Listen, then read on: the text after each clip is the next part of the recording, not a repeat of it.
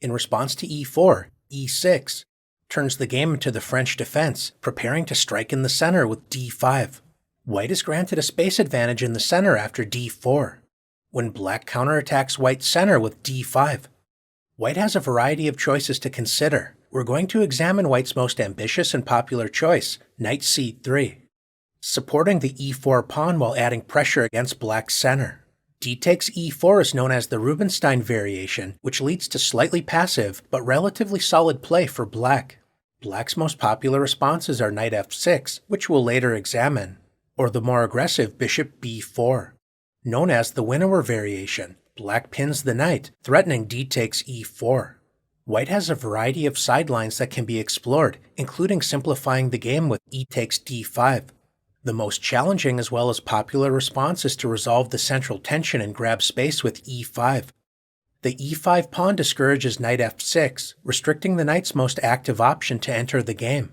White enjoys a central space advantage, so black should energetically counterattack white's center. Two candidate pawn breaks are c5 and f6. Since the d4 pawn is not protected by another pawn, this is a great square to target, starting with c5. Black is trying to undermine white's center because if the d4 pawn falls, the e5 pawn will become vulnerable to attack. White can address this issue by confronting black's bishop with a3. If black counterattacks white's knight with c takes d4, white will be happy to claim the bishop pair with a takes b4, leading to comfortable play for white. Bishop a5 is a sideline known as the Armenian variation. White has two strong responses, b4, unpinning the knight, and preparing the unpleasant knight b5, eyeing the weak d6 square. Queen g4, just like the mainline variation we're about to examine, places serious pressure against black's position. In response to a3, the mainline response is to initiate the exchange bishop takes c3 check, b takes c3. We have reached a strategically rich position filled with imbalances. White enjoys a space advantage as well as the bishop pair, a potential long-term positional asset, especially if the position begins to open. Currently, white's dark-squared bishop is quite restricted by the central pawn chain, so white may try to activate it with a4 and bishop a3, highlighting the weakened dark squares in black's position. White's light-squared bishop also enjoys less options based upon black's light-squared central structure. In exchange for the bishop pair, white's pawn structure has been compromised. Notice the isolated pawn on a3 and the doubled pawns on the c-file. These pawns can prove long-term liabilities for black to target, but notice the pawn on c3 supports d4, extending white's central pawn chain from c3 to e5, making it more difficult for black to break down white's central space advantage. The open b-file may also prove useful for white's major pieces to generate active play on the queen side. Black has to make a critical decision to try and keep the position closed, turning the game into a subtle positional maneuvering game, or else invite incredible complications in order to provoke active counterplay. An important sideline to explore is queen a5. This is the so-called Portish hook variation. The early queen move threatens the unprotected c3 pawn, forking the king and rook. Preparing to meet bishop d2, defending the pawn and suggesting a possible c4 discovered attack against the queen, with queen a4, adding pressure against both the d4 and c2 pawns. This approach often prepares to resolve the central tension with c4, restricting white's bishop pair. White's most aggressive response is queen g4, when black can either forfeit the right to castle with king f8, certainly not the end of the world in such a closed position, or accept dark square weaknesses on the king side with g6. This is a line definitely worth exploring, and white may also consider a more subtle approach with queen b1, taking advantage of the open lines on the b-file, and black should not overlook the threat of bishop b5 check, forking the king and queen. This allows black to close the position with c4. The closed nature of the position makes it difficult for either side to generate dangerous attacks early in the game. Since the center remains closed, both kings are under less pressure to commit to castling. White may decide to grab space on the king side with h4, or follow in the footsteps of Grandmaster Wang Hao with knight e2. Moving the knight to e2 may appear a bit strange at first sight, but we'll soon understand what white has in mind. If black would like to provoke complications on the king side, then the pawn break f6 is worth exploring. But Grandmaster Vasily Ivanchuk, playing black, preferred to keep the position closed with knight c6. White's knight eyes the king side and eventually the vulnerable g7 pawn, a typical weakness in the winnower, with knight f4. Grandmaster Ivanchuk developed his other knight with knight g to e7, preparing to meet knight h5, attacking the g7 pawn with rook g8. Black avoids making any weaknesses on the king side and signals a likely plan to castle queenside. The knight on h5 does an excellent job restricting black's kingside activity as it adds pressure to g7 and also discourages an f6 pawn break. White completes his kingside development starting with g3, preparing to activate the light-squared bishop. Grandmaster Ivanchuk played bishop d7, preparing to castle on the queenside. White should not be tempted to grab a pawn with queen takes b7, as this runs into trouble after rook b8, taking over the open b file and forcing queen c7. Black could force a draw with rook c8, but rather than repeating moves, a strong response is to play queen takes c2, invading white's territory when white will have a difficult time castling without losing the dark-squared bishop. This turns out to be the least of white's concerns, because after bishop g2, black has the powerful move queen b2, threatening the rook on a1 while supporting the rook on b8. This means that after white plays king e2, connecting the rooks while still defending the dark-squared bishop, white's wayward queen is in serious trouble after rook b7. If the queen tries to escape with queen d6, not only does black have the powerful shot knight takes d4 check, preparing to meet c takes d4 with c3, attacking the pinned bishop, black may also play knight f5, attacking the enemy queen, which runs out of squares after queen c5. Black has no shortage of crushing moves, but the simplest option is to chase down the queen with rook b5, when white's queen has run out of safe squares. Grandmaster Wang Hao did not fall for this trap and continued with his plan of kingside development with bishop h3. This extended fianchetto adds pressure against the e6 pawn, when both sides decided to castle. Grandmaster Ivanchuk spent a tempo to place his king on b8. This move anticipates white's potential idea of queen b2, followed by placing a rook on b1, threatening checkmate on b7. Now that the c8 square is clear, black can play bishop c8, defending the b7 pawn, or as black played in the game, rook c8, preparing rook c7. Black's strategy to build a central blockade results in serious maneuvering struggles in which black remains relatively solid, but white does enjoy reasonable chances to build an initiative based upon the open lines on the b file, as well as the eventual pawn break of f4 and f5. In this particular encounter, white was able to break through and win the game. Queen a5 sets the stage for a more strategic, maneuvering battle. If black is in the mood to provoke a sharp middle game struggle, then black may decide to play knight e7. If white plays a natural developing move such as knight f3, not only can black consider queen a5, another interesting choice is b6, preparing to exchange black's light-squared bishop for its more active counterpart with bishop a6. The flank pawn moves a4, preparing bishop a3, as well as the ultra-aggressive h4, a somewhat trendy option that intends to grab more space and provoke weaknesses on the king side with h5, and if allowed, h6, should both be taken seriously. One option to explore against both of these flank pawn moves is queen a5, with similar ideas to the queen a5 lines we discussed earlier. White's most principled and challenging option is to take advantage of black's vulnerable king side with queen g4, directly challenging black's unprotected g7 pawn, a consequence of activating the winnower dark-squared bishop so early in the game. This is a critical moment in the opening, as black's response defines the middle game struggle. Defending the g7 pawn with knight f5 is not a popular choice, as white can play bishop d3, attacking the knight, provoking additional kingside weaknesses in order to avoid an immediate loss of material. King f8 is a surprising way to defend the pawn, and may even look like a mouse slip, although it does forfeit castling rights. Accepting a somewhat awkward, passive position, it's actually not so easy to break down if black remains patient. A far more popular king move is to castle directly into the storm. This historic mainline option has been put under serious pressure, as white enjoys dangerous kingside attacking chances. All of these choices respect white's opening initiative, preparing to defend before looking for counterattacking chances.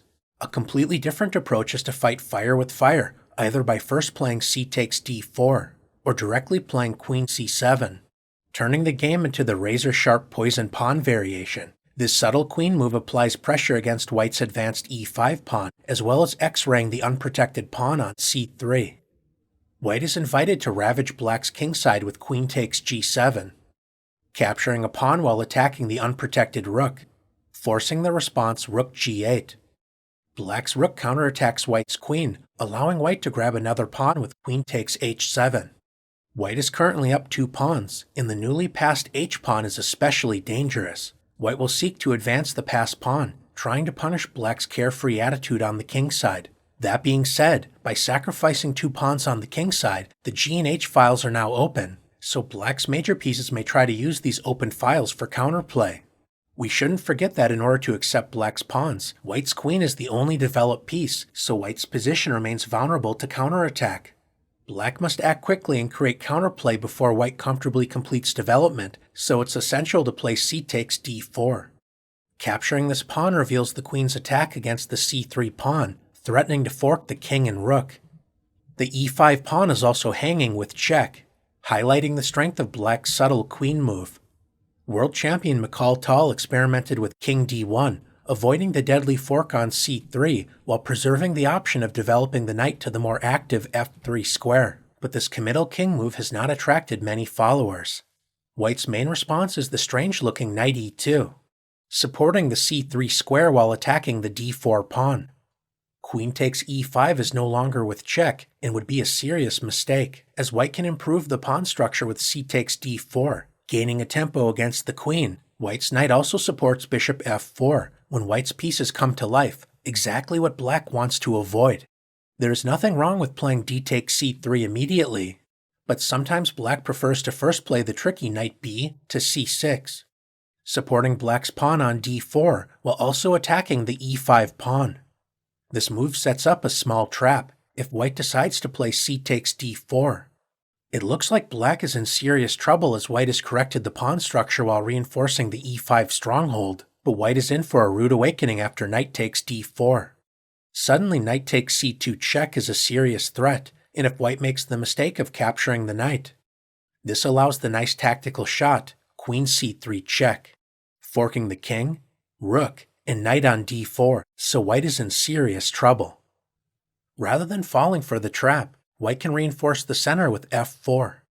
When after the typical d takes c3, white may capture the c3 pawn immediately, leading to interesting play, but white's most common continuation is queen d3, centralizing the queen, adding pressure against the c3 pawn, while also clearing the path for the h-pawn to march up the board. The modern pawn sacrifice d4 has been black's most trusted resource, leading to forcing, concrete play. The classical response is to focus on development with bishop d7, possibly preparing queenside castling. When after knight takes c3, the unpleasant knight b5 is in the air, so black should prevent this idea with a6. If white decides to march the h-pawn up the board, then knight f5 and queenside castling is likely in black's future. We should note that if white plays rook b1, taking advantage of the semi-open b-file sets the stage for an instructive trap. Black has no shortage of interesting ideas, including knight a5, preparing to post itself on the c4 square. Knight f5 is a sensible move, and black may decide to keep the king in the center for the time being with rook c8, preparing to create dangerous counterplay down the c-file. One thing is certainly clear, black should not castle at this exact moment, as white has the surprising resource queen takes a6. Thanks to the rook on b1, opening up the b-file with b takes a6 allows bishop takes a6 check, when black is forced to surrender the queen with queen b7, leading to an overwhelming advantage for white. The poison pawn variation sets the stage for a sharp struggle in which both sides must tread carefully, as a single slip can spell absolute disaster. The Winnower variation with bishop b4 often creates early imbalances with bishop takes c3, leading to sharp play with mutual chances. D takes e4 is known as the Rubinstein variation, known for its solid, somewhat passive play. A popular middle ground option is knight f6, immediately challenging white's center. This is a provocative move, inviting white to grab space and gain a tempo against the knight with e5, known as the Steinitz variation. The knight typically retreats to the d7 square. Your first impression may suggest this does not look like a great square for the knight, and there's certainly some point to that thought, but it does add pressure against white's advanced e5 pawn, which may later help prepare the thematic French pawn break f6. The knight also supports the other thematic French pawn break, c5, while also eyeing the b6 square to help fight for queenside control. The knight on d7 is a bit awkwardly placed, but we should also mention it is not alone. White's knight on c3 isn't ideally placed to deal with black's pawn break c5, attacking the d4 pawn, when white would like to reinforce this pawn with c3. White sometimes plays the strange-looking knight c to e2, preparing to meet c5 with c3. Although we are generally advised not to move the f-pawn too early, in this case white's most popular response is f4, reinforcing the e5 pawn while increasing white's space advantage. This sets the stage for a future f5 pawn break, which may help support a kingside attack.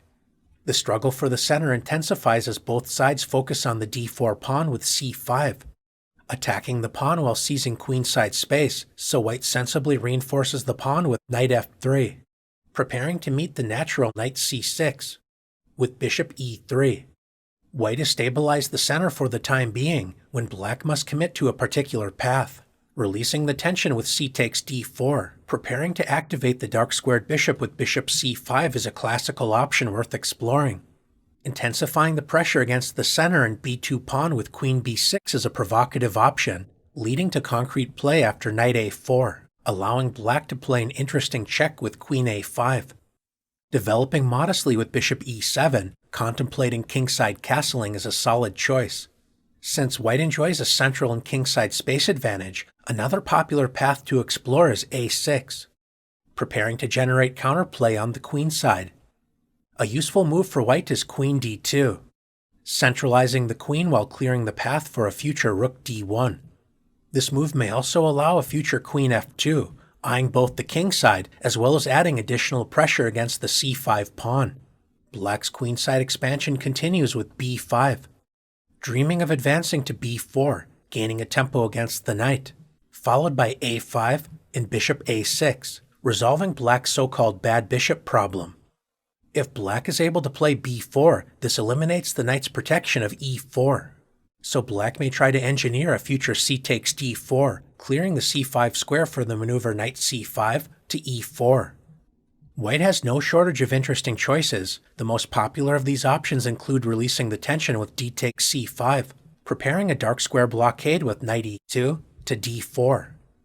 White may also decide to maintain the tension with a3, discouraging an immediate b4 and remaining flexible based upon how black decides to continue.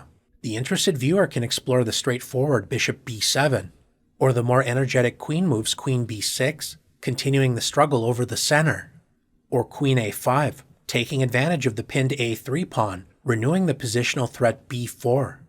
The Steinitz variation can lead to early simplifications if either side resolves the tension between the d4 and c5 pawns, but it can also be filled with tension, as is the case here, with plenty of interesting play for both sides. The Steinitz variation with e5 is a challenging option, clamping down against black's position.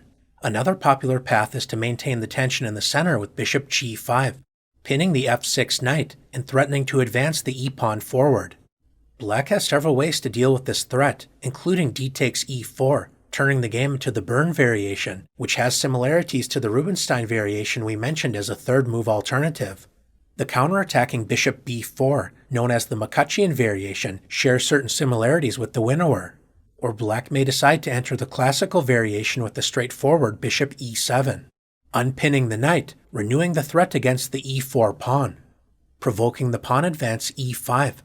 Once again we see black's knight retreat to the d7 square, building tension against white's center while offering an exchange of dark-squared bishops. We can see a similar theme to the Steinitz variation if white continues with bishop takes e7, preparing to meet queen takes e7 with the space-gaining f4, a popular option worth investigating. If white wants to sharpen the game, then a strong resource is h4.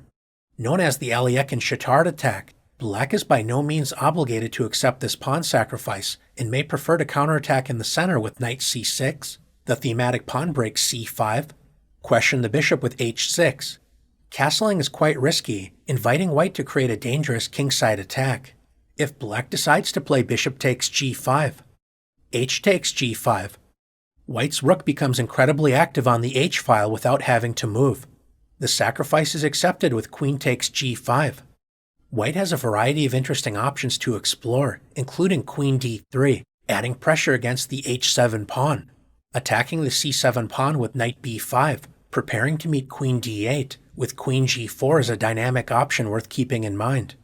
But white's most common path historically has been knight h3. The knight does not obstruct white's queen on the d1 to h5 diagonal, so after queen e7, white may first activate the knight with knight f4, or immediately play queen g4, attacking black's unprotected g7 pawn, provoking kingside weaknesses. This is a dangerous gambit with serious dynamic potential, so white enjoys full compensation for the pawn. Defending the e4 pawn while adding serious pressure against black's center with knight c3 is white's most active approach against the French defense. Black's most popular continuations include bishop b4, known as the winnower variation, provoking positional imbalances with the potential for sharp play. Knight f6 is also worth considering, allowing white to either pin the knight with bishop g5, or gain a space advantage with e5, known as the Steinitz variation. White generally enjoys a space advantage, affording more active piece play, but this is not a one-sided advantage. Black has plenty of counterattacking chances, leading to a rich, imbalanced middle game struggle filled with interesting possibilities for both sides to discover. Thanks for exploring the knight c3 variations in the French defense, and